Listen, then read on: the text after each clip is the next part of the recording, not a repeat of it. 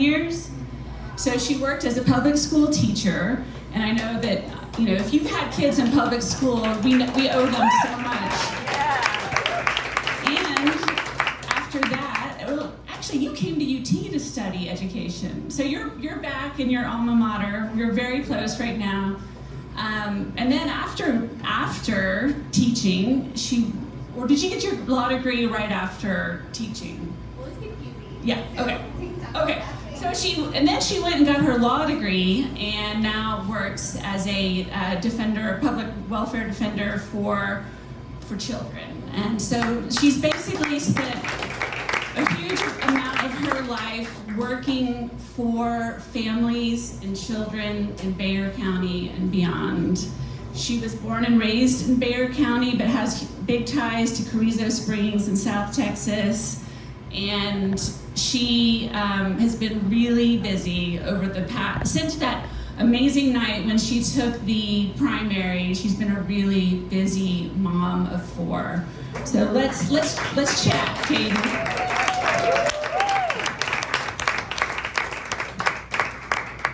Test. Can you hear me? Yes. Okay, awesome. Okay, we are so happy you're here. I am so happy to be here and to have been invited. This is incredible. Yeah, you would not believe the energy in the room when we decided you were our candidate. And coming down I-35 on an afternoon is no small feat, so we appreciate you taking your time to be here. And I just want to say right off the bat, we really, really want you to win, Katy. We're so excited. We're so excited. Okay, so you've been really busy. We had our Zoom meeting with you, and that was just over a month ago. Can you share with us some of the things you've been up to since then, and what your life has been like as you've gotten more and more endorsements? Can you kind of fill us in? Sure, it's been a whirlwind, I will say that. Before the primary, we had raised about $50,000. Now to date, I think we've raised over $300,000 in a very short amount of time. So we have been busy going out, meeting people, doing things. Emily's List was one of the first organizations that really jumped on board to help us. And so they actually flew me to DC to be a speaker at one of their conferences. Nice. And so I got to meet Wendy Davis in person. Nice. So fun. She's amazing. And just get to meet everyone and kind of be there. And it's so many moments where you're just like, oh my gosh, I can't believe I'm here. How did I get here? But we've just been really busy and keeping in touch and spreading the word and calling donors and trying to make sure that everybody knows about us. And is here, and if they have any questions, everyone's really surprised that I give everyone my cell phone and then I answer it.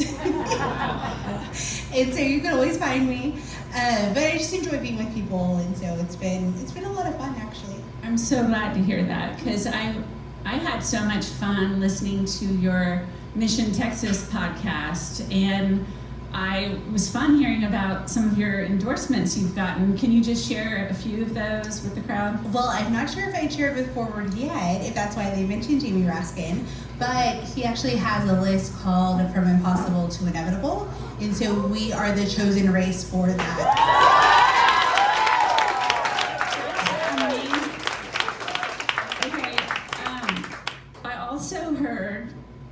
Couldn't quite figure it out exactly, but that you've also seen a lot of donations from individuals like AC/DC. Is that true? Is that really true? And Metallica? And so apparently the same people that found AC/DC also found Metallica, also found Def Leppard. Like, they find these people. Aerosmith, same people. And so they had a group of 2 of them that had done that, and they both just randomly donated the max amount, which was incredible. Nice! So another big one was the lead singer from the Eagles, Don Henley. We also had Holland Taylor, who was the professor in Legally Blonde, and many other things. That's amazing. You guys, we're gonna have such a great playlist on Victory Night. It's gonna be awesome. We're gonna be back in black. You always know, like when you're with the fun people, I'm like, oh yes, this is where I want to be. Yeah, absolutely. So, okay, you are a mother for a practicing attorney. You're a very busy woman. What made you decide to leap into this unknown? Well, that's a big question with a long story, but initially we had seen, right, my husband and I talk politics a lot. He was the field manager for part of Bill White's campaign, and so we were talking about this and we're like, oh my gosh, like Tony Gonzalez has a scandal. Everybody in that area knew about it since September. So we're like, okay, like they're gonna bring somebody else, right? Like we're not gonna be stuck with the AK guy, like Republicans or somebody, you're gonna go find somebody. And last cycle, the AK guy only lost by like 368 votes, which is terrifying. And that was before the scandal. And since then, he had raised $1.5 million from his YouTube people. And so I just realized, oh my gosh, like if we don't do something, we're gonna end up with this man, and I use that term loosely, but the AK guy as our representative. And then my husband looked at me and he's like, he's gonna represent Uvalde. And my heart just dropped, and I was like, absolutely not. Like we cannot have that. Like Texas deserves better. Those families deserve better. Texas families deserve better. And so I made a call and I'm like, hey, like, because I used to work for the DNC chair. So I called somebody that I used to work with over there and said, hey, we're all recruiting to run for Texas 23. They're like, what do you mean? I'm like, well, I live here and I think it's going to be a really good seat. I really think you should go find someone.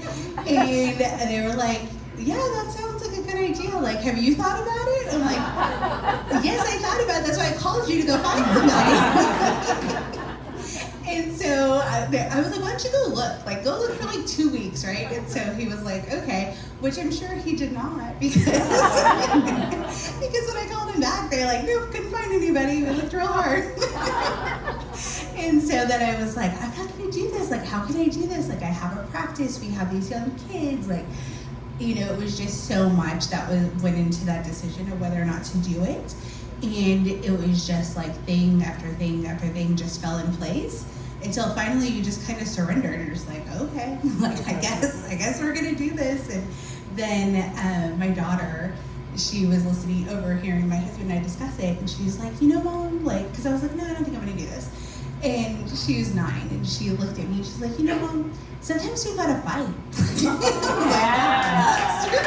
Oh my gosh, what's her name? Ava. Thank you, Ava. Thank you. And so that kind of pushed me towards, and then one of my mom friends, so I'm really, really lucky. We have 6 moms, 7 girls, 7 daughters between us, and we all raise those girls together, right? Like today, someone's mom couldn't be at a party because they told us at the last minute, and so we're like, don't worry, like we'll run over to her class. And the teacher was like, y'all aren't from our class. We're like, we know, but we're with her. And so nobody's left behind, right? Like everybody always has a mom everywhere, which also is one of the reasons why I'm able to run, right? And so we were just able to do that. So I was talking to my mom friends. They were the first ones I told that said, hey, like kind of whispered it in one of their kitchens. They're like, what did you say? I was like, I think I'm gonna run for Congress. Of what? I was like, the United States.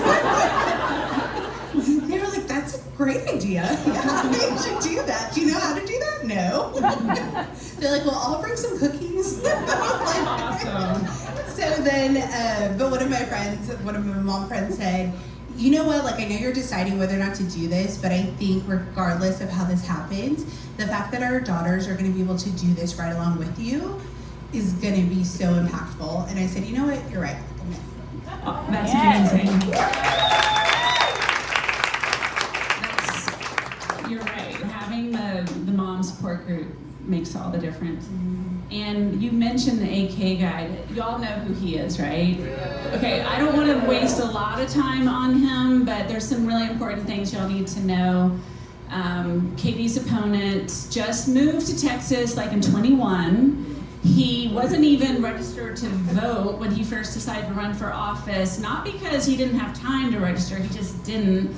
He is super popular amongst hardcore assault rifle enthusiasts. He has his own assault rifle company, and on his YouTube videos, which we showed at our last FORWRD meeting, and I think it was almost so appalling we could only watch a tiny fraction because he brings out his assault weapon from the 1930s that was a Nazi assault weapon and calls it the original ghetto blaster.